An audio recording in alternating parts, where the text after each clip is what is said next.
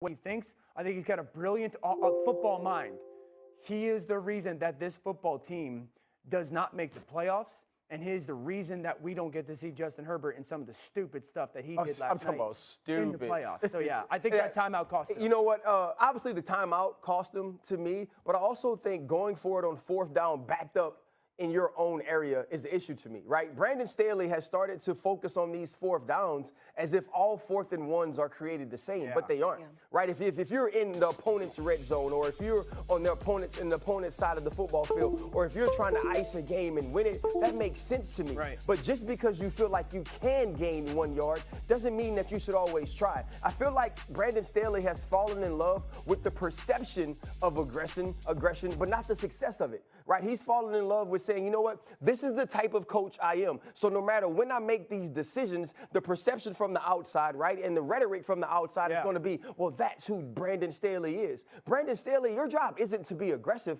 Your job is to win football games, right? And when you have the Kansas City Chiefs on the ropes and you're playing them in your own stadium and you go for fourth downs when you don't have opportunities to make it, or you don't take the fourth downs and look at everyone individually, right, and you say, this is who I'm going to be, and you lose that football game because Patrick Mahomes plays well late, right? And then you play against the Houston Texans, a team, to their credit, that has fought down the stretch, but you give up 41 points to that team, and you're a defensive coordinator, right? And you lose that game. And now you come into this game against the Las Vegas Raiders, and your aggression puts your team at a deficit. This entire failure is on Brandon Staley. And you are right. When you look at some of the things that Justin Herbert was able to do on the 18-play drive, right? In the overtime, he truly kept this team closer, or got this team back in the game that I felt like Brandon Staley had coached him out of. I think two things. First of all, I think there's a difference between reckless and aggressive. And I do think them being backed up on that 4th and 1 was reckless more than aggressive. I also would love for them to incorporate in that situation, like if they had run quarterback zone read, right, shotgun zone read. We saw the Raiders do it with Mariota. Right. If I had seen that from Justin Herbert, I think I would feel a little bit better. But haven't we talked about that the entire season? Right. Why is that not part of Why is that not a part of what they do? Yeah, I think if they had done that, I would have felt a little bit less. I mean, you turn around and just hand the ball into the A gap against the defensive line that had been beaten up pretty good. And also, too, no disrespect to Austin Eckler. That's not his not his game, just that power. That's not his thing. That's a good point. You know? I just think, I think Brandon Staley, again, coaching in the NFL is incredibly difficult. And I think the really good coaches are the ones that constantly learn. There is no such thing as a loss or failure. It's learning. He's got to learn that while Justin Herbert's remarkable and he bails you out of so much stuff because those fourth down aggressive calls he makes happen, you got to do what's best for the football team. I think it is a my biggest thing, and I know we have to go, Charlie, is when you start a season or when you become a head coach, you have this perception or you have this ideal in mind. This is who I'm going to be. But that also has to be able to be adjusted, because if you have a plan that can't be adjusted, that's a bad plan. If Mike McCarthy, candidly, if Mike McCarthy had made those decisions last night, he would be getting absolutely crucified this morning.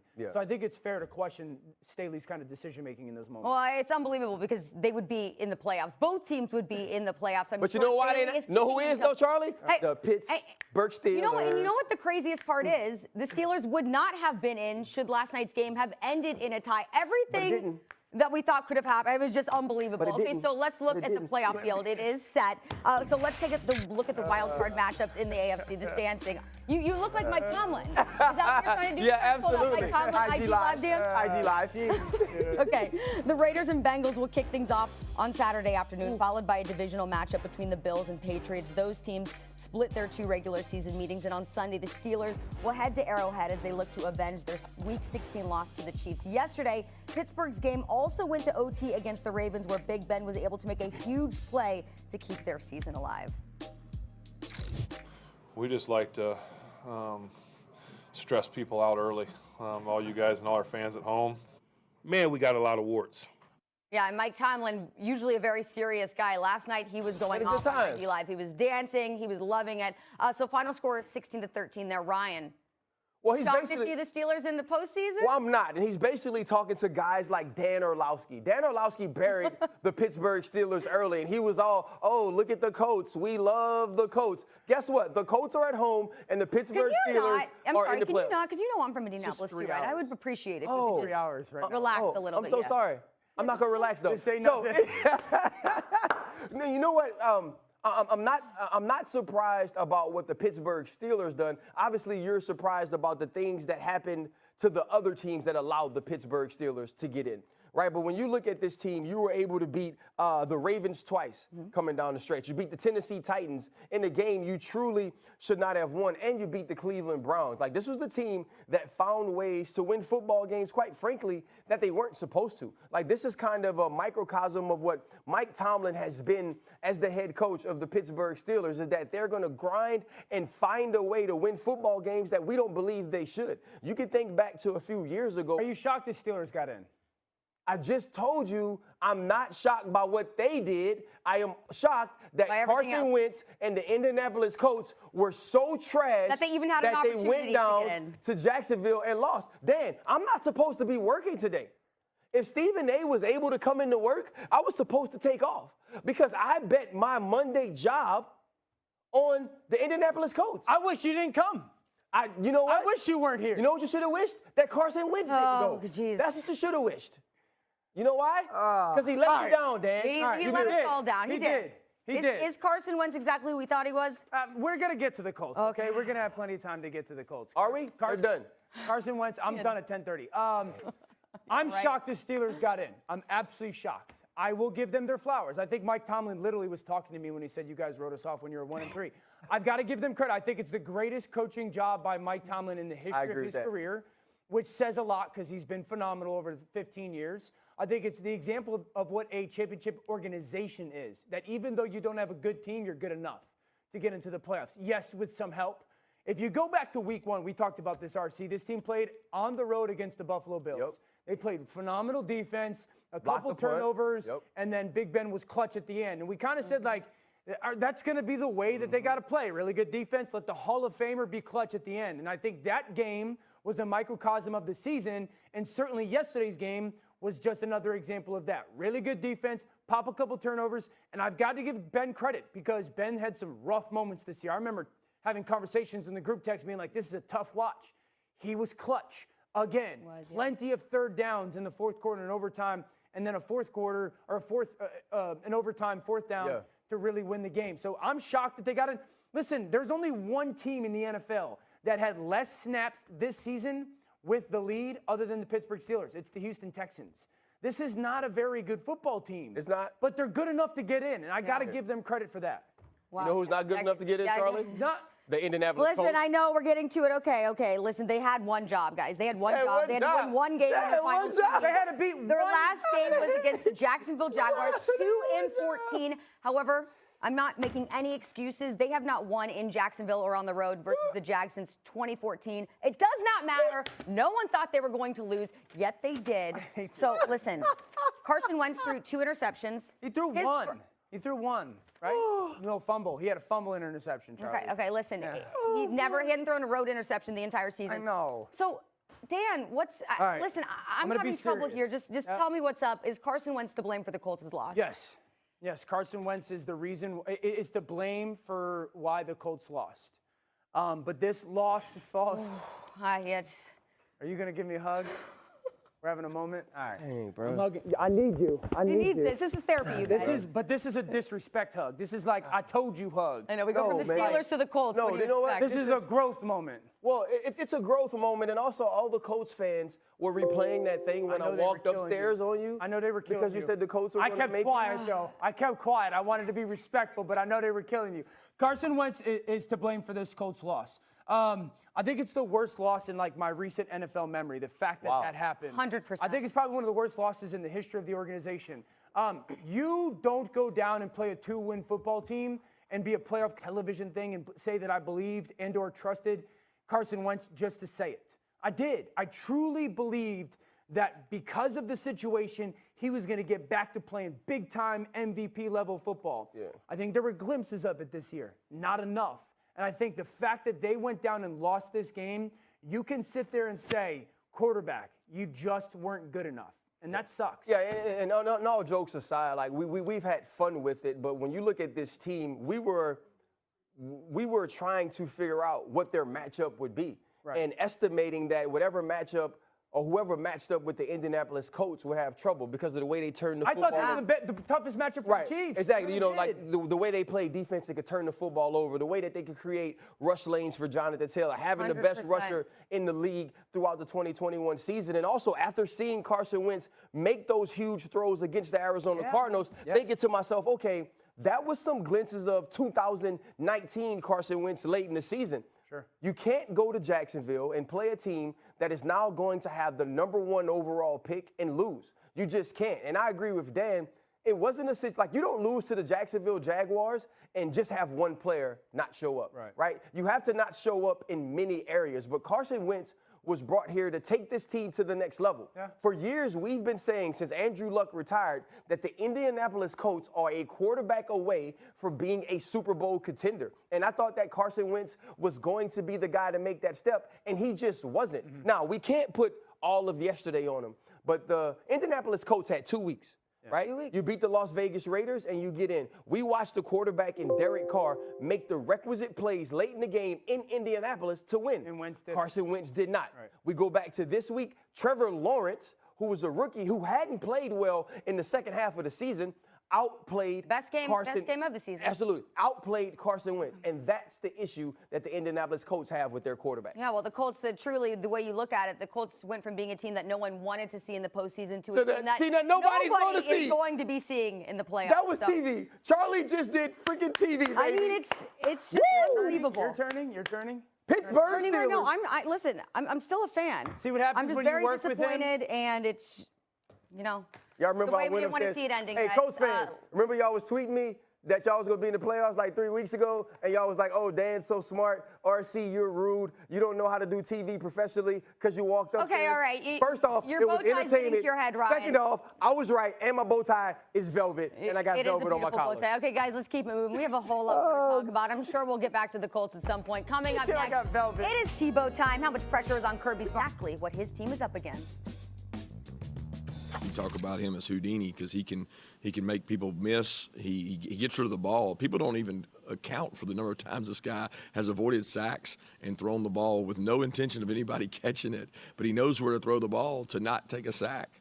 And when you do that, you're really elite.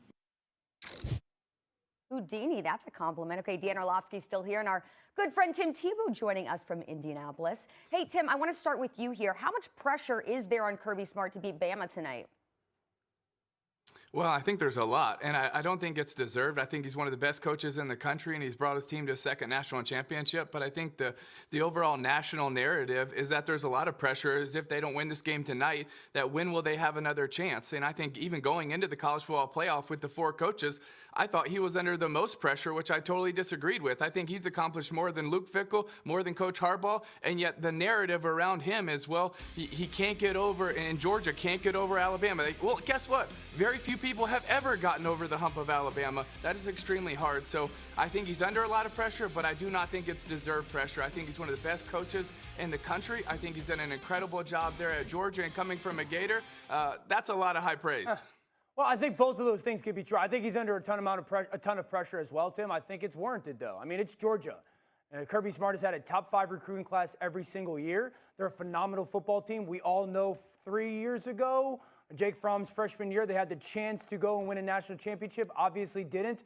Very close. This is not the same, and you would know better than I do. This is not the same Alabama team that we've seen over the past decade or something, right? Where they're just absolutely dominant. I would all agree. I think we would all agree that this team is somewhat gettable. We've seen it happen, obviously, with Texas A&M this year.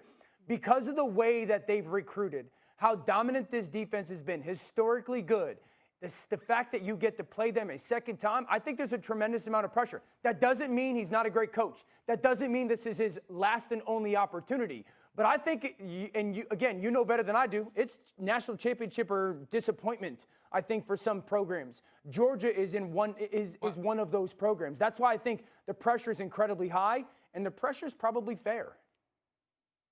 Yeah, the standard is incredibly high, but I also believe the failures of the past coaches and the past administration add to the pressure that Kirby's under now because they haven't won a championship in 41 years, which you think about a program like Georgia, the hotbed of recruiting, all the great players that have come through there, and you still haven't won. I think that adds to the pressure right now. But I also don't think that you can put as a knock on him his good recruiting. Like, his recruiting has been unbelievable, but just because he's done that, it can't be, well, you've recruited so well, so you have to be able to do X. I think because he's recruited so well, he has put his team in a chance to compete for multiple championships. And yes, they do eventually have to get over the hump of Alabama, but and this Alabama team is vulnerable, but I don't think we can use it as a knock or more pressure on him. I think they just need to continue to put more resources around him because I think what he's creating is a very sustainable model that not many other in college football have, right? Others have it with the quarterback or flashy receivers.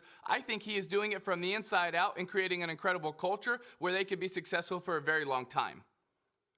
Well, where some people might disagree with what he's put together is in terms of Stetson Bennett. There's a lot of varying opinions on him. So, Tim, what is your take on Georgia's quarterback? I think he's one of the most criticized quarterbacks that's not really deserving of most of it in a long time. Everybody has said for the last 2 years, get JT Daniels in there, get another quarterback. They're a quarterback away from winning a championship, and all this guy does is find ways to win to help his team. The way he played against Michigan was an incredible performance, and this year he's got the second highest in the regular season, had the second highest QBR in the country. Like, he is a really, really good quarterback. Is he as good as Bryce Young? No. Is he as good as Matt Corral? No. Are there other guys around the country that are a little bit better? Yes. But it shouldn't take away from Stetson Bennett being a really, really good college quarterback with an incredible story. And by the way, this kid is also a really good athlete that can make plays with his legs to give them a chance. And a lot of people look and say, well, you had the 2 picks against Alabama. But it was also because their defense was getting run through the entire game, and he forced it a little bit at the end. So I don't think he deserves all the criticism. I think he deserves a lot of praise. He was a walk-on. He came back. He's decided to. He loves his university. He's a leader. When you talk to the players on Georgia, they rave about Stetson Bennett. They want to play for him. So when so many people were saying, hey, JT Daniels needs to be the guy, go look at their players. Who do they want to be the guy? And by the way, Kirby Smart and Todd Monken and the coaching staff, they knew that. They knew their players rally around Stetson Bennett over and over and over again. And I think that's something that this team has really kind of galvanized around to say, you know what? Oh, you don't think you can do it? All right, watch.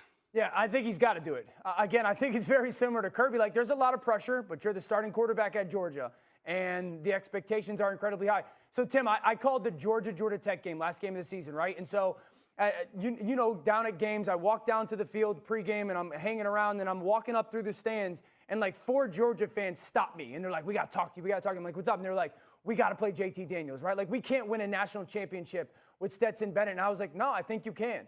I think he gives you the best chance to win a national championship. To all the points that you said, phenomenal defense. Chance? I think he gives them the best chance to win a national championship. I'm not pretending that Stetson Bennett is some freakazoid athlete or some super talented dude. But there's a reason why we all thought this was the best team in college football all season. They were going to play to a physical brand on offense and try to play phenomenal defense. They want their quarterback to be athletic, not hurt the football team, and be timely and clutch. And I think Stetson Bennett has proved that. Now it's time to do it on the biggest stage. I'm adamant. I think they can win this game tonight with Stetson Bennett as their quarterback. You pointed out, Tim, he's an incredible story. It really is, the things that he has accomplished tonight.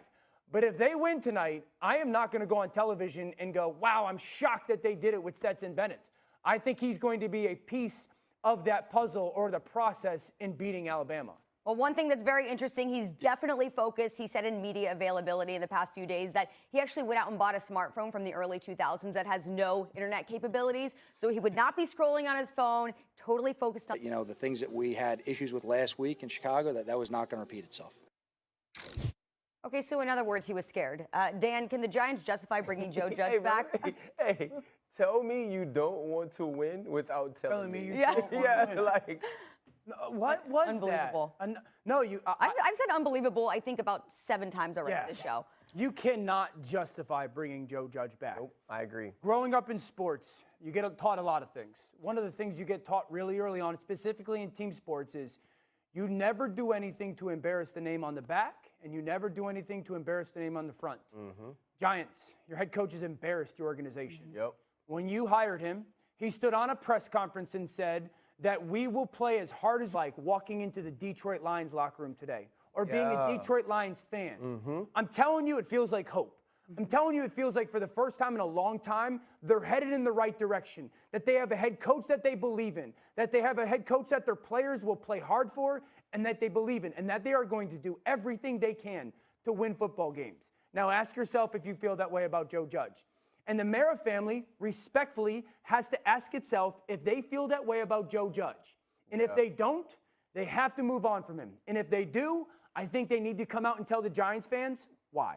Yeah, I think the big thing about head coaches is you want who they are and the way that they present to reflect in the team. Right. So if you look at Andy Reid is a player's coach. Andy Reid is a guy that wants you to have fun. Andy Reid is innovative. That's what his team is, right? His team is fun to watch. His team is creative offensively. John Harbaugh, this is the guy who was a special teams coach, and now he comes over to the Baltimore Ravens. They always play extremely hard. They're a team that you know their identity in all three phases. The same thing with a guy like Sean McVay, Mike Tomlin, Bill Belichick. You could go down the line of what these coaches or what these head coaches present to the public, and then the way that their teams play football matches who their head coach is. Yeah. That's not what we get with Joe Judge. Right. The guy that we watch or the guy that we listen to stand at podiums and speak to the public is not the dude that coaches the New York Giants. Right. This isn't a team that's relentless. This isn't a team that's disciplined. This isn't a team that gives all-out effort. This isn't a team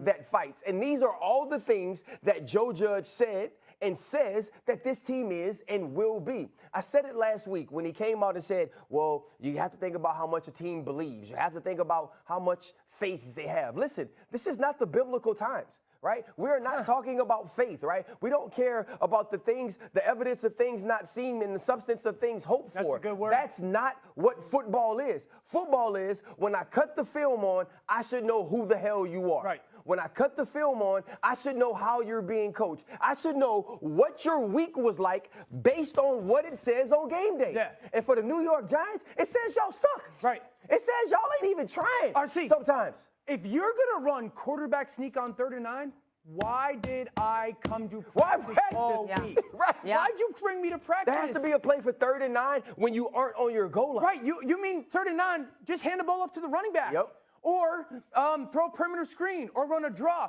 You ran quarterback sneak. There's been over 3,000 3rd and 8 plus plays in the NFL this season. Yeah. Over 3,000. There was one quarterback sneak. Yep. It's an embarrassing move. You cannot explain it. You cannot justify it. I'm just telling you, your locker room is lost. No one believes in the head coach. Yep. And there's no way that a free agent is going to sit there and say, I want to go play for him. There's just no And way. the big thing is this.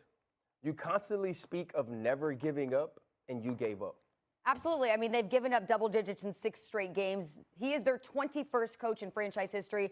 I have a feeling, gentlemen, that they will be looking for their 22nd. I was about to say, pretty right, soon. 100%. Okay, let's keep it moving. Still to come, Vegas has Patrick Mahomes and Aaron Rodgers have been relieved of their duties this morning. The Bears, Matt Nagy, the Vikings, Mike Zimmer, and the Dolphins, Brian Flores. It is also being reported that Chicago's GM, Ryan Pace, and Minnesota's GM, Rick Spielman, are also out of their respective roles. And with that, we welcome in ESPN's NFL insider, Adam Schefter. So, Adam, let's start with Brian Flores. A lot of people were very surprised by this firing. So, what can you tell us about this?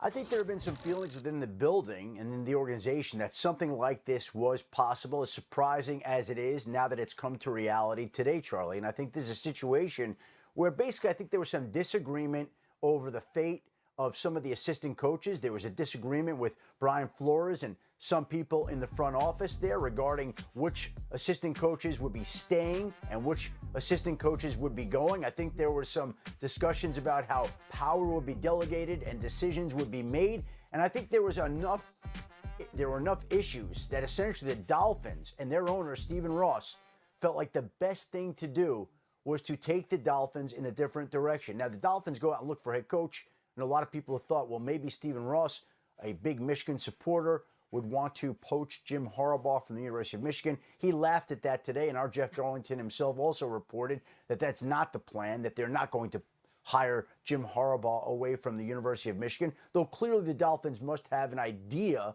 of the type of candidate that they could attract to Miami, because you don't get rid of an established coach like Brian Flores without having potential replacements in mind. As for Brian Flores, I would expect that he will be one of the most coveted coaching candidates in the interview cycle and the hiring cycle that's coming up here in the next few days and weeks. You could look at any team with an opening and say, well, Brian Flores would fit there. He would fit there. He'd fit there. He'd fit everywhere. And so Brian Flores, I don't think, will be out of work terribly long. Maybe he'll have to be a little bit selective in the job that he wants to take coming off the Miami situation. But again, the Dolphins decided to make a change. They're keeping their general manager, Chris Grier, in place. He will help lead the search with Stephen Ross, Tom Garfinkel, the others there in Miami. But Brian Flores now is a coaching free agent, and the Dolphins are in the market for a new head coach.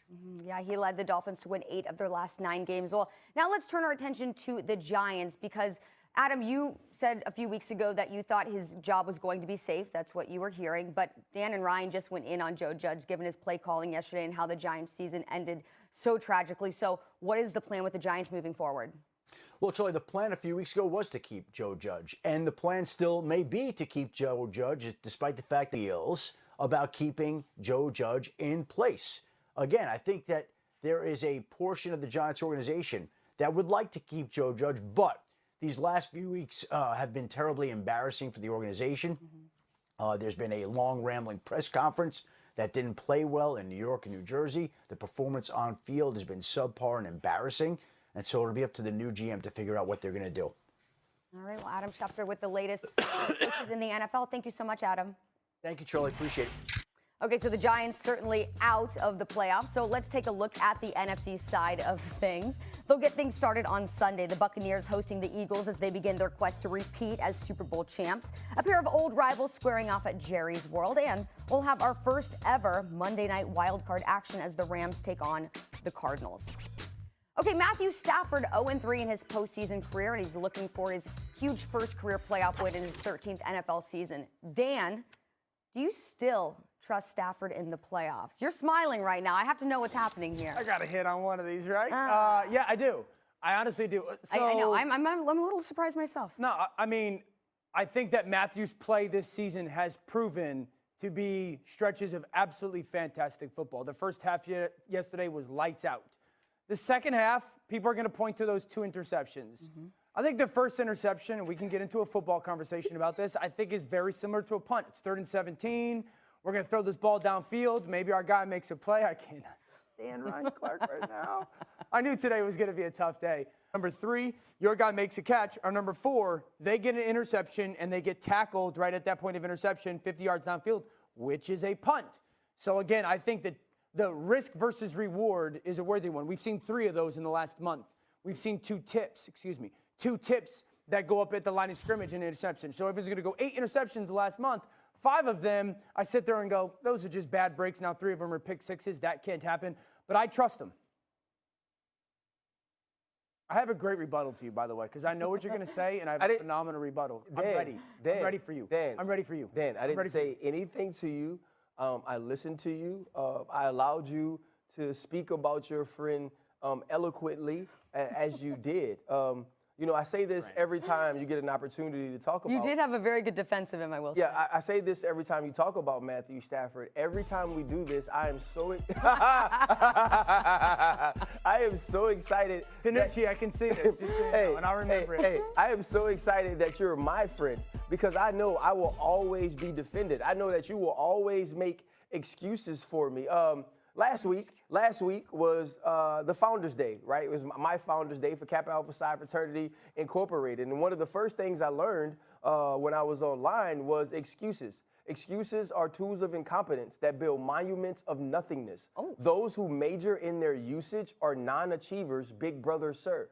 And you've made nothing but excuses for Matthew Stafford. It's always, well, he threw the pick because it could be a punt, or this ball was tipped. Let's go through Titans, 49ers, Packers. Matthew Stafford did not play good. Seahawks, Vikings, Ravens, 49ers. Matthew Stafford did not play good. In the last 4 games, there is not a game that you can look at and say that Matthew Stafford played an entire football game of function, but I don't see a quarterback that we can depend on. And Sean McVay's face when Matthew Stafford is walking off the field many times also displays that. All right, just like you said, I do not care. I do not care. You came on the show today and started to say that not all 4th and 1s are the same. Not all interceptions are the same. I agree with that. So we can't sit here and say, well, all these interceptions, they're not all the same. I can give you 5 of those that aren't on the quarterback, that they're bad breaks, that they're. I have a question. They are. Dan, I have a question for you. Yes. I have a question for you. Yes. Right? So in looking at a season, let's take Aaron Rodgers, for instance. Right. He could have had tip balls, right? He could have just thrown up balls that were punts. Different He offense. only got.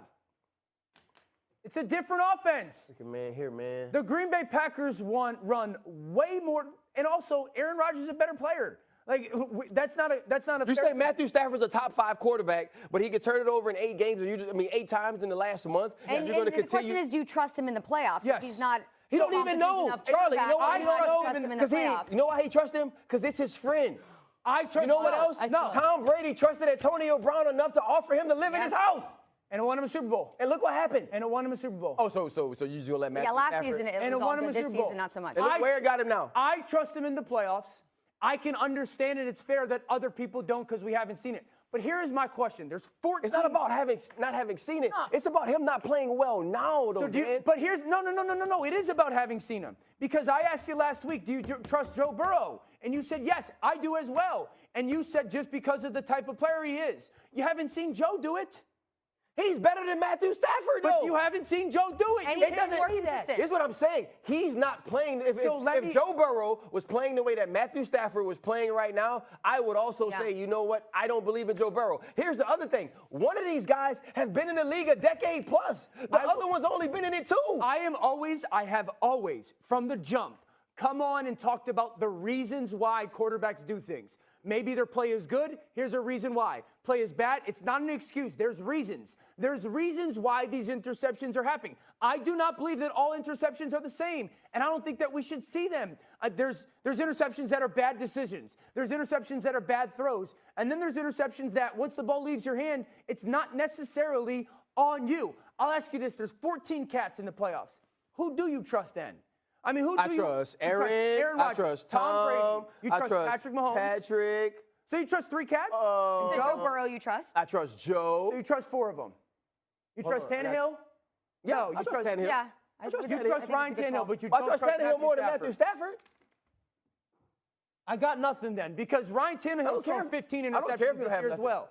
Ryan Tannehill has been playing with me and you at wide receiver and people that play running back that weren't on the team at the beginning of the season. So is that an excuse or is that a reason? It's a reason. Okay, thank you. So there are reasons why. Matthew Stafford's playing with Cooper Kupp, Odell Beckham Jr., Van Jefferson, and Tyler Higbee. He got 5,000 yards and 41 touchdowns. And he got picks for no reason. I am not Yeah, and sitting it's here. nothing that new for him either. He's been throwing interceptions pretty much every game for as long as I can remember. He has been. I rock with Charlie. He has boy. been. He's been Listen, very inconsistent. Charlie got He started Carson off- Wentz as a quarterback. She ain't got no excuses for nobody. Yeah. I am not sitting here saying if someone has that they have to seed in the playoffs. I agree with that. That is fair. The question was, do I think that he is going to get it done in the playoffs? I believe that he is going to get it done in the playoffs. If I'm wrong, I'm going to sit in here and I'm going to have another rough Monday morning and I'm going to need another glass of red wine Monday night. That's what's going to happen. You're still just on the glass. I'm on the bottle now. After yesterday, I'm on the bottle. All I'm saying is this, man. All I'm saying is this. You are one of the best in the world at what you do. Thank you. And actually the best at a lot of things. What you're not rolling on right now is your quarterbacks. You had Baker, Carson, and Matthew. You've been wrong, bro. Just take the L. I had Joe. Yeah, I know. Okay, listen, Matthew Stafford, 0-3 in his postseason career. It's his 13th season right now. According to Elias, only Wins 4 if we starting get him. quarterbacks have won their first playoff game in their 13th season or later. So the chances are stacked against him. We'll see how it goes. Okay. That went on a streak while he was hurt. Now that he's back, he's showing and proving that he's one of the best point guards in the world today. Really nothing he can't do. Okay, guys, let's go back to football. Taking a look now at the Pro Football Championship odds, courtesy of Caesars Sportsbook. Green Bay and Kansas City leading the way for their respective conferences. Meanwhile, Buffalo has the third shortest odds, despite being favored by just 4.5 points in their wild card bout with New England. Okay, with Green Bay and Kansas City as the favorites, Ryan, who do you think is going to have the tougher path to make it to the Super Bowl? The Packers or the Chiefs? The Kansas City Chiefs. You know why? Why? Because they ain't that good. That's why. Because it's not. I love you. Because it's not the Kansas City Chiefs team that we've seen the last 3 years. It's not the Patrick Mahomes that we've seen for the last 3 years. This defense, when you look at the last 3 weeks of the season, isn't playing the caliber of football they were playing during their 8-game winning streak where they were holding. But Ryan, Tyrann Mathieu said that he thought that this version of the Chiefs defense was the best that they've been. It had been for 7 straight weeks, right? When they were holding people under 12 points per game. But so you go to Los Angeles and you don't have guys like Chris Jones. You don't have a guy like Willie Gay Jr. L'Jarius Sneed has to leave for personal reasons and you don't play well there. And then you go and get absolutely shellacked against the Cincinnati Bengals, and you walk into Denver, you're fighting for the #1 overall seed and playing against a team who has a coach that won't be the coach the next day, playing against a team that won't be playing the next day, that has their bag packed, trying to figure out how to get out of Denver and get to some remote island where they can post Instagram pictures, and you let that become a dogfight. If you don't turn the football over, it's not a huge play by Bolton and Melvin Ingram, maybe you aren't even sitting at #2 for the playoffs. Is this team still really good? Yes. Do I believe this team is still the favorite in the AFC? I do. But this team may have to go on the road for the first time in Patrick Mahomes' playoff career. This team has to play in the first week of the playoffs for the first time in Patrick Mahomes' first playoff career. And I think that is going to be difficult for this team to overcome. Now, if they're sitting in SoFi in February, will I be surprised? Hell no. Will it be difficult? Absolutely. This is why you're one of the best in the world at what you do, because you do not care about what people think. You are going to keep it 100 all the time and just tell you how to feel. I love that. I agree that it is the Chiefs. I do, and I think a lot of the points that you made, because this isn't the same, kind of overwhelming type of Chiefs that we've seen. And just the AFC is so much more stacked with the Bengals. Yeah, that's stacked. The Patriots are a good football team. Tennessee has the #1 seed and hasn't had me. They've had me at tailback and not Derrick Henry and their monsters on the outside. Those guys, it looks like injury-wise, are coming back. That's why I think they're the team to beat. But I will say this. The Packers' road got tougher yesterday, and that was when the interception happened by Matthew Stafford to allow the San Francisco 49ers to get in. Do you think is San Fran the scariest team in the NFC? I think that San Francisco is the scariest team in the NFC. Why? You know what? No, I'll take that back. I think Dallas is the scariest team. Okay. I think when Dallas plays to their absolute A+ level, they are absolutely suffocating as a football team. Right. I think when they're from a talent standpoint, yes, for sure. When they play their best game, they're the most dangerous. San Francisco, I would put second. Okay. They're unapologetically who they are. Mm-hmm. They never allow the game to dictate or waver who they're going to be. They've got probably one of the most dynamic and unstoppable offensive players in football in Deebo Samuel. Yeah. George Kittle is a nightmare. Kyle Shanahan is brilliant and is always going to give his team a chance to play well both offensively in the run game and the pass game. I think DeMeco Ryans, their defensive coordinator, is going to be a head coach in the NFL in less than 5 years. What he has done with their defense is awesome, and that pass rush is getting going. And You've seen it the last maybe 5 or 6 weeks get going. The reason I say that they're a problem for Green Bay is, number one, if there was going to be one reason why Green Bay does not make it to the Super Bowl, I think overwhelmingly all of us would say because someone ran the football on them, held the ball, controlled the clock, and did not allow Aaron Rodgers to be on the field that much. The 49ers can do that. The 49ers, I feel like, are the best team in the NFC to do that. And then their coaches know each other really well. Yeah. Like, Kyle knows Matt LaFleur incredibly well. He taught him so much. And I think that is an advantage for San Francisco. Yeah, and that's what makes that's what makes the playoffs great, though, right? There are teams that are fighting to get in the playoffs. We felt the same way about the Colts. We felt like the Colts would be a tough matchup for a team in the playoffs. And no disrespect, Yeah. you know, and then you look, and then you're at halftime of the Los Angeles Rams and the San Francisco 49ers, and I'm thinking to myself, how lucky do these teams in the NFC feel that the 49ers might not make the playoffs? Like, they had the opportunity to play the Saints instead of them. And what makes it interesting to me for the Green Bay Packers is, as good as they've been all year, right? As good as their record is, it never felt dominant to me. The quarterback felt dominant, but not the team. And so it's going to be very interesting to see how these matchups fall and who they have to play. Think about this. So, you know, two things. It's almost like the quarterback and the trust thing. We had this NFL season for a reason. Like, this was the greatest NFL season. And yesterday was probably the greatest Sunday, certainly in my time of ever watching the NFL. We had this, everybody was in it till the end for a reason. There's a lot of really, really, really good football teams, and I don't know if there's anybody that's flat out dominant. I'll say this, It Charlie. felt like that the whole second half of the season, really. So, like, I think there's so many teams that are the teams to beat, so to speak. And I'd say this, and we talked about this a little bit this morning. In the NFC, the only team that I would be shocked if they made it to the Super Bowl would be the Philadelphia Eagles. I think anybody else in the NFC can make it. And then in the AFC, Pittsburgh Steelers. I think the Steelers would be the team that would shock me. Maybe New England in that conversation a little bit-ish, but I still think they can get hot for 3 games. So think about that. 14 teams, and I think there's only 2 teams that we would really walk away being shocked if those teams were representing their conferences in the Super Bowl. Both happen to be from Pennsylvania. I think about that. I want to go back to Dan's comment about the Cowboys. He said he thinks they're the scariest team in the if NFC. they play their best. If they play their best. But the way you speak about the Niners, I feel like if Deebo Samuel gets going and the Cowboys can't get their rush defense where it needs to be, I feel like the Niners are scarier than the Cowboys. What do you think the Cowboys are as scary? So here's what happens with the Cowboys. The Cowboys have the most stars. Right. The Cowboys have the most elite level talent-wise players, right? We look at Dak Prescott, CeeDee Lamb, Amari Cooper, the 2 running backs. Defensively, you have Gregory, you have Lawrence, you have Michael Parsons, you have Trayvon Diggs. And so you're thinking about those players making splash plays and playing at the height of their game. The thing that makes the San Francisco 49ers so good is that they are so self-aware. When they walk into a stadium, they say, this is who I am. And this is who I'm going to be no matter what the score on the scoreboard says. And you have to outplay me in that arena. And I think that's why you don't want to play a team that can be that physical and we're not back away from it. Would you agree with this?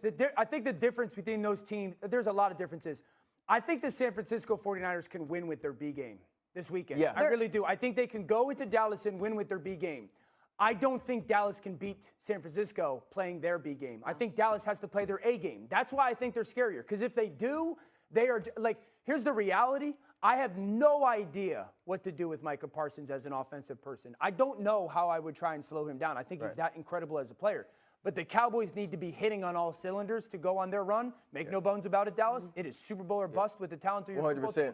But I think San Francisco can play like a B-plus game and still win. Micah Parsons has so much Troy Polamalu in me. In him. Like, just so versatile. He's a player you have to game plan for. And I think Kyle Shanahan is the right guy to try to do that. Yeah, I mean, the physicality of the Niners is next level. And this is interesting. This is the first time the 49ers and the Cowboys have met in the playoffs since the NFC Championship game in 1995. No way. Yeah, when the Cowboys won the Super Bowl. Ain't no way. I was a little kid then. You trying to say I wasn't? College or something back then. Yeah, right. Bro, I was like 6. You were not born. Guys, oh, wait, 95. I was like 16. We're going to have a debate later. Who's older? Who's wiser?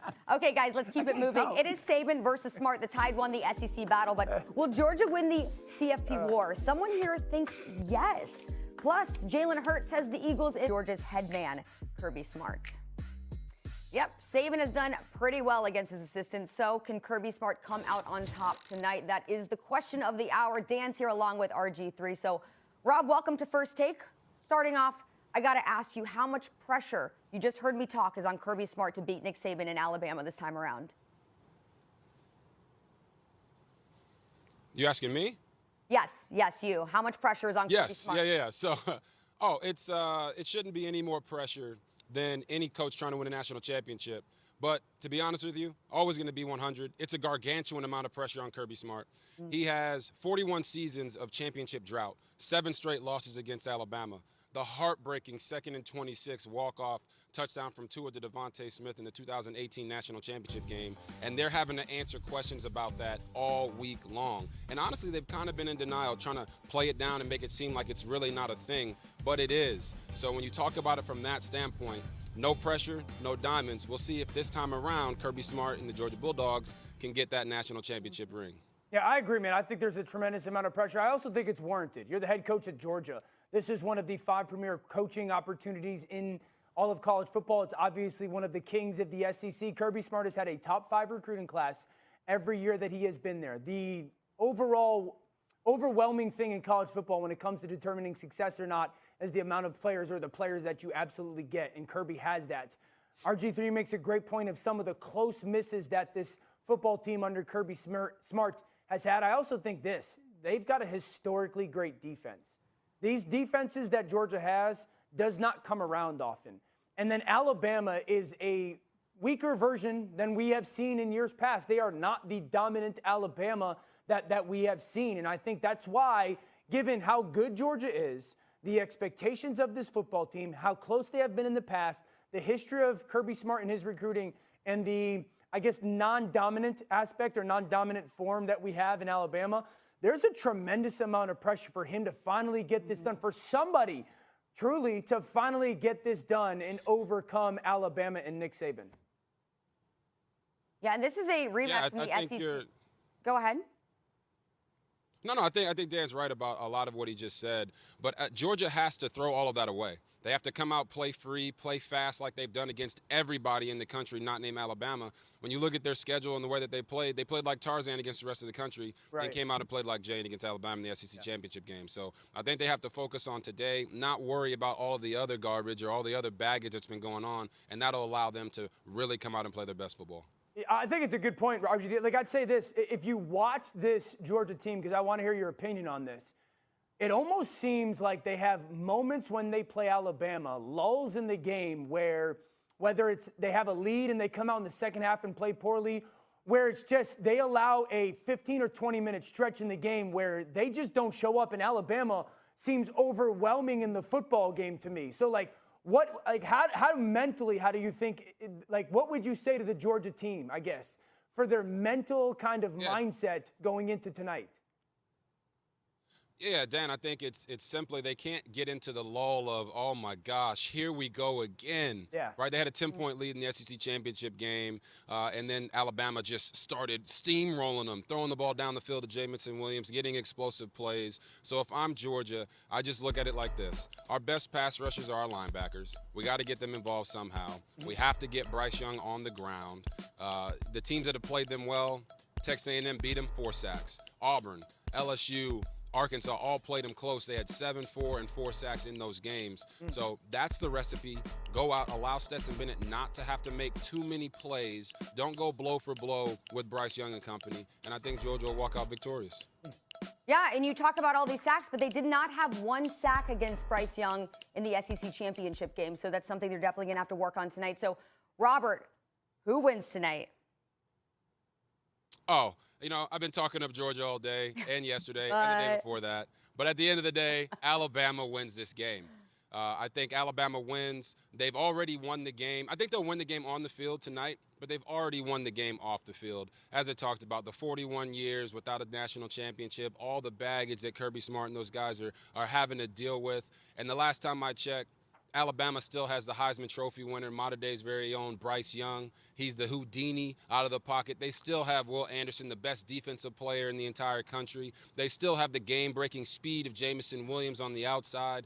And I think their offensive line, although they have been banged up, is coming in way more confident after 2 games in a row where they completely dominated the line. But one question remains. Whose belief is strongest?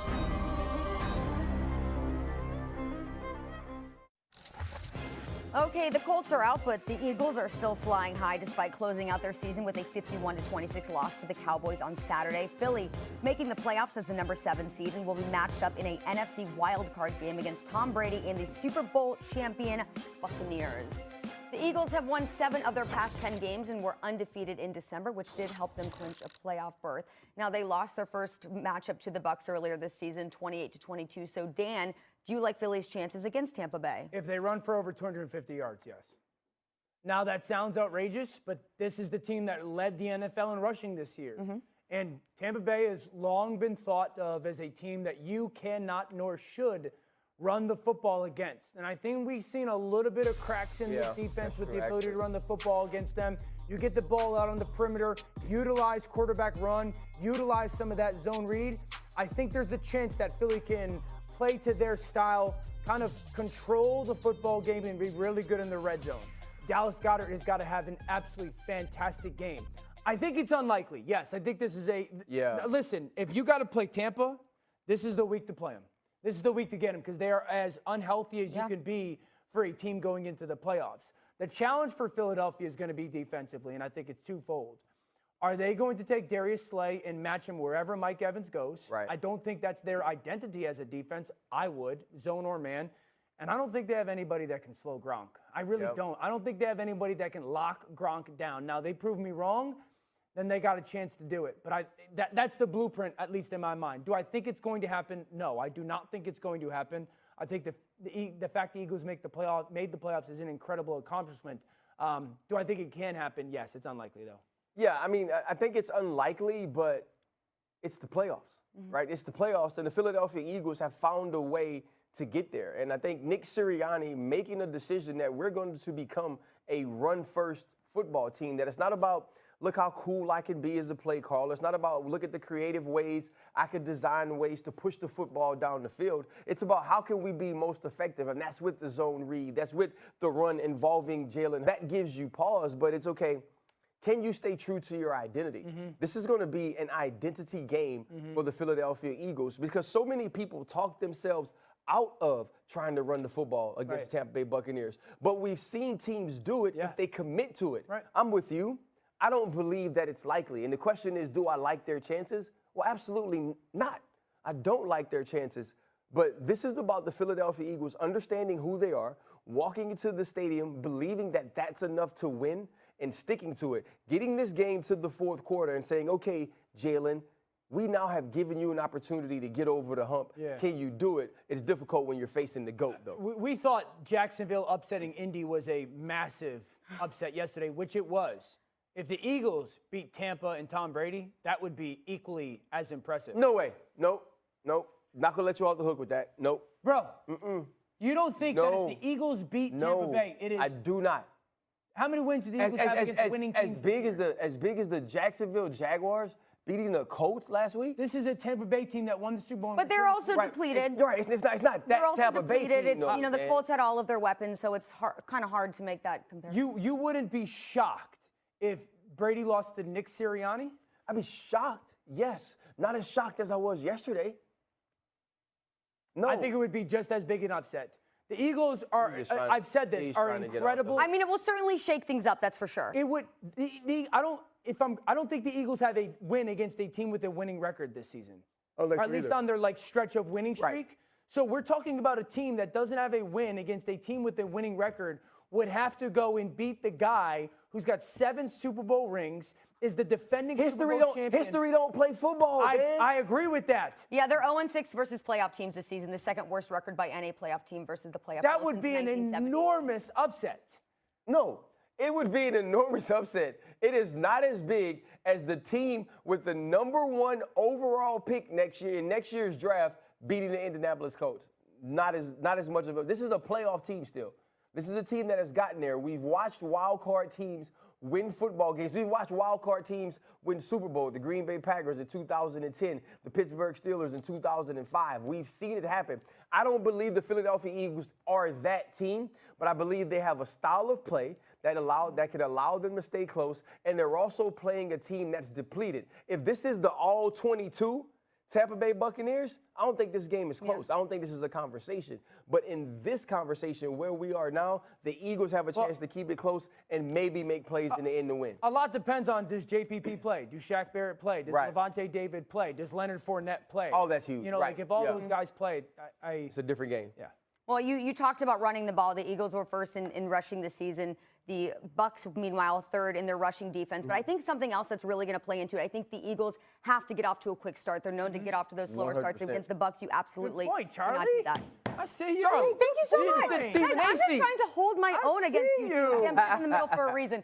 Okay, let's keep it moving. We still have more NFL to get to because the regular season is over and now it's win or go home. But which team to make the playoffs is the biggest surprise? First take back in just a minute.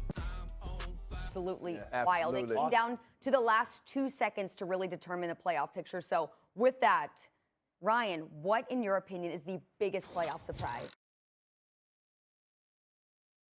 Thing about TV is sometimes you can lie, and you and I held accountable. Early on, I said I expected the Pittsburgh Steelers to be in the playoffs. I lied. I didn't expect that. It's totally a surprise that the Chargers and that the Raiders, they almost tied. Brandon Staley, hey, he messed it up. They don't tie. How about that? The Indianapolis Colts go down to Jacksonville. That's a for sure win. I bet my entire job on it. Huh?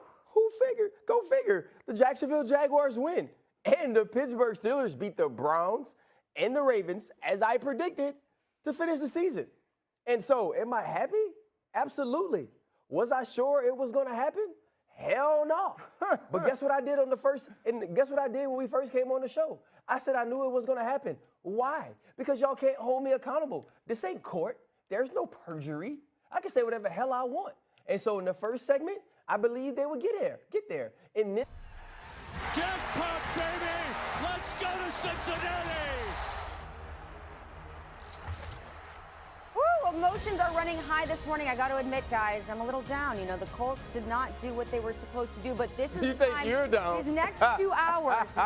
Show with that Dan, I don't even want to know what your Twitter mentions looked like last night. They're bad. They're bad. They were I said bad. I sent out a tweet. If they win, my mentions are open. If they lose, unfortunately, Twitter automatically turns my mentions off. Oh, yeah? Is that how it works? You should have seen the group chat. Oh, man, I can only imagine. Dan Orlovsky, Ryan Clark, I'm Charlie Arnold. First take for the next 2 hours. We have a lot to get to, but first, guys, let's get to some breaking news. Now, we have several coaches who are already out. Trio of them have been fired, according to our Adam Schefter. Now, the Bears have fired Matt Nagy. The Vikings have fired Mike Zimmer. The Dolphins have fired Brian Flores. Also, it is being reported that Chicago's GM Ryan Pace and Minnesota's GM Rick Spielman are also out of their respective roles. So with that, let's welcome in ESPN's NFL insider, Adam Schefter. So, Adam, let's start with the news of Brian Flores because this one has a lot of people scratching their heads. What can you tell us about this one? Well, I think that there are some dynamics behind the scenes that made this one go down the way it did this morning. And I think the Dolphins were not pleased with the results of the season. I think Brian Flores was looking to make changes on the coaching staff that obviously others in the organization, I don't believe, agreed with. And so I think there was some disagreement over which coaches to keep and which coaches to move on from.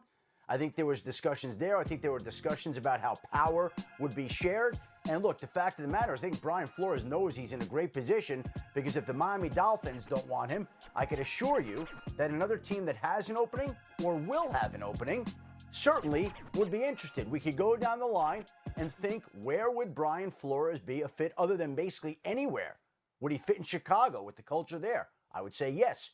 Would he fit in Houston potentially if the Texans decide to make a change with their former Patriots general manager Nick Caserio, Jack Easterby? Would Brian Flores fit there? I would say yes. Would he fit in Denver? Yeah. I mean, you could just go down the list and he would fit anywhere. So I would expect Brian Flores to be interviewed and potentially even hired during this next hiring cycle. Not hard to imagine all that. The Dolphins felt like they needed to go a different direction. Their general manager, Chris Greer, is safe. He'll help lead this search. With Tom Garfinkel, the team president, Stephen Ross, a lot of people have wondered, whoa, Dolphins clearing space for Jim Harbaugh. The Michigan coach, as Jeff Darlington reported, that's not the plan. Steve Ross is not interested in poaching Jim Harbaugh from the University of Michigan, taking that head coach from the school that he loves. So don't look at that as a possibility right now. But we knew that this would be a busy morning, but perhaps it was a little bit busier than people expected in a concentrated period of time with the Miami Dolphins leading the way, making a change that a lot of people didn't see coming, moving on from Brian Flores, the head coach, allowing him essentially to go be a coaching free agent where I would think he's going to get a lot of interest. Dolphins now going to their own head coaching search. And then in the NFC North, we've seen clean sweeps of the front offices and coaching staffs where the Bears move on from Matt Nagy and their general manager, Ryan Pace, and the Vikings move on from their head coach, Mike Zimmer, and their general manager, Rick Spielman. Okay, yeah, let's focus in on Chicago, Adam, because this didn't come as a surprise to many people. This has been being talked about for months. So as far as Matt Nagy is concerned, when exactly did the Bears come to this ultimate decision? Look, I think the writing has been on the wall for weeks now, and we can go back to whatever point you want. It seems like the Bears wanted to make a change. The fans wanted a change. I think really the more interesting question there was, were they going to make it a clean sweep and include the general manager, Ryan Pace, in their changes, or were they just going to make it the head coach? I think the Bears felt like they'd seen enough, where Ryan Pace had been in a draft where he had a chance to go draft a quarterback, and people always remember that he took Mitchell Trubisky ahead, of course, of Deshaun Watson and Patrick Mahomes. They went ahead and traded up for Justin Fields. We'll see how that works out over time. Jury's still out there. But I think Ryan Pace has had the opportunity to hire other head coaches and get it right, and the Bears felt like they didn't want to give him that opportunity again. Matt Nagy, no surprise there. Everybody in Chicago was expecting it, and maybe it might have come even sooner. There was that report the week of Thanksgiving that Nagy would be fired the day after their Thanksgiving game at Detroit, which of course he wasn't. But there had been so much talk dating back to then that after a while, honestly, it's almost like a person is better to be put out of his misery because it really becomes stressful and taxing on the individual and his family as well. And I think people need to remember that. The families are involved in these firings. And we go from the games on Sunday, 272 games this season, the incredible finish on Sunday night, to a Monday where there are livelihoods and families that learn their fates. And it's a very personal day for a lot of people. And we hear all the firings and all the moves and wondering where everybody's going. But there's a personal component to this as well. But I think the big move in Chicago was the Bears moving on from their general manager, Ryan Pace, and saying we're going to really start anew here with the Bears. Well, staying in the division, and they're also starting anew. We look at the Minnesota Vikings. They decided to move on from Mike Zimmer. He was also fired along with their team GM, Rick Spielman. So, Adam, it looks like the Vikings also seem to be signaling a complete regime change here. And I think, again, zero surprise that Mike Zimmer, after 8 seasons in Minnesota, was let go. Obviously, it was a situation where most people felt like the time had come to move on from him. The surprise in Minnesota was that the Vikings moved on from their general manager, Rick Spielman, a longtime respected member of that organization. And Rick Spielman even had been doing legwork, making calls on head coaching candidates last week, making plans for the organization going forward. And without speaking to him today, my sense and guess would be that Rick Spielman was quite surprised to get the news that he was going to be a part of these changes in Minnesota, because he had plans to help move the organization forward and find the right head coach in the future. And he's not going to get that opportunity with Minnesota basically duplicating a play from Chicago's playbook and changing out its head coach and its general manager. All right, well, look like a few teams looking to start from scratch right now. Adam, thank you so very much. We'll see you in just a bit for even more updates. Thank you, Charlie. Okay, guys, a lot to react to here. Ryan, let's start with you here. I think the big surprise was Brian Flores being out with the Dolphins. What's your reaction to this? Yeah, this seems like a mistake to me. Like, this is a guy who has kept his team competitive throughout the 3 seasons he's been there. You look at what he was able to do moving from Fitz to Tua Tagovailoa, also using them in duplicate ways, or using them as a duo last year, and now finding ways to win 8 out of 9 games as you finish the season. And as Dan mentioned, even on Get Up, you beat the New England Patriots 2 times this year. Yeah. This is a team that's continued to have the identity of playing great defense, and he's a defensive coach. This is a team that has learned to play offense, even with an offensive line that wasn't the type of offensive line you thought could protect a young quarterback or have you an opportunity or give you an opportunity to have a run game. And so when I see a leader like this who is ousted as a head coach, it makes me feel like they don't have the right executives or the right leadership at the top of the organization to understand what they're getting. And the huge question for me is this. Okay, you get rid of Brian Flores. Who are you going to get to replace him, and how is that an upgrade over the head coach you just had? I think it's a mistake, and I think it's ridiculous. This is a coach that's 19-14 in his last 2 seasons. The NFL is a what have you done for me lately results-driven league. Yep. We see a lot of really good men and people and coaches get fired. And sometimes we sit here and we go, you just didn't get it done. It's ball. The results are what they were. 19-14. RC, you mentioned they beat New England twice this year. They've beaten New England 3 out of the last 4 times.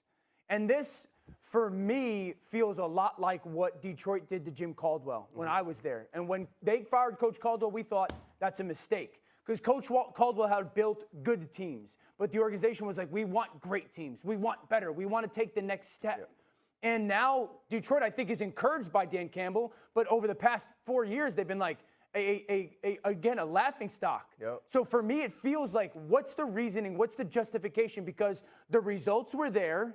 The culture was good, at least trending in that direction. And your players always tell you what they think of a coach by the style and the way they play. Yeah. I've been on bad teams, unfortunately, right? They're 1-7.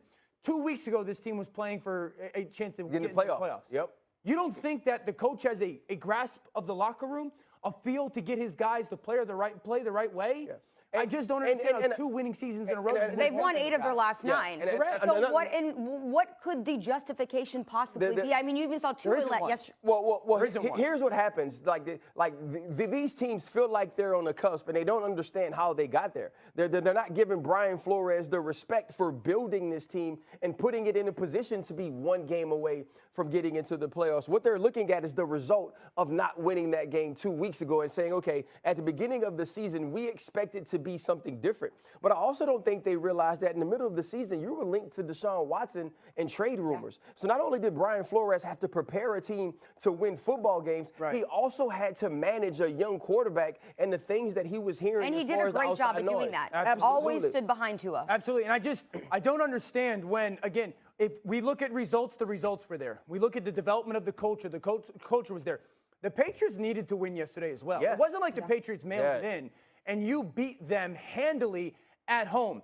I would sit here and say this. If they had kept Brian Flores and had made one more move on the offensive line, I would have pegged this team throughout this offseason as a team that was going to be a playoff football team heading into next year. Now I think you got giant questions at the head coaching position. I think it's fair to say, Chris Grier, there's questions there because there's been some moves that have been questionable when it comes to the addition of the talent. You're the person who picked all the offensive linemen. You're the person who attached your football team to Deshaun Watson. And now this is going to, again, bring questions to Tua. Is Tua the guy there next year? Or what are they going to do with him? I just think it's a mistake. And it's extremely hard to fire a man who, at least seemingly from the outside, kept his team engaged no matter what the record said. Right. And no matter what decision he made. When he was subbing in Ryan Fitzpatrick as almost a reliever for Tua Tagovailoa, not only was Tua on board, not only was Ryan Fitzpatrick on board, but the team understood it. It always seemed that every decision that he made was about winning, and that the team knew that he was singularly focused on that, and that's what drove every decision that he made. Yeah, definitely a lot of cohesion with the Dolphins. So very surprising, I think, for everyone to see Brian Flores out this morning. But look, we look at Chicago, Matt Nagy, him being fired. That comes as a surprise to nobody. That's being talked about for weeks. So, Dan, what's your reaction to them finally making the decision to not only move on from Nagy, but also the GM? Failure to have the vision to understand that Justin Fields and his development was the most important thing this year. Failure to actually do that. That's why both of these men got fired. You moved up to go get Justin Fields, and then you don't play him. And then when you do play him, there's not a significant amount of development in what is he good at? What does he thrive in? What are the things that we don't do? And I said it in week 1 when they rolled out with that game plan against the Cleveland Browns. It was a joke. And that showed me either an intentional thing or an incompetence thing. I wish Matt Nagy nothing but the best, and hopefully he lands on his feet with the same with Ryan Pace. This is not that great of a job, candidly, because while you have a superstar talent at quarterback, you're decimated with picks because of that decision to go get him, and the roster's not that healthy, and that defense is getting older. Well, the big thing to me is if you're Ryan Pace, you make the draft pick of Mitchell Trubisky, you bring in Matt Nagy to develop him, and that's a failure, right? So that's a strike against Matt Nagy and also the GM, Ryan Pace. Now you move up to draft Justin Fields. One, you don't start him right away. And then when he does get the opportunity to start, there is no plan in place to take advantage of the things that he can do well. 100%. Right? We don't use his legs. We don't have the quarterback run. We don't put him in situations to where we could see the arm talent from a position of success. And so when you have those things happening, this was a foregone conclusion. You know, many people thought it would happen earlier, but I think we all expected after the season ended yesterday that this would be a move the Chicago Bears would make. Yeah, I think at the very beginning of the season, once they decided not to start Justin Fields, I think everybody was already looking at the head coach, you know, asking what exactly.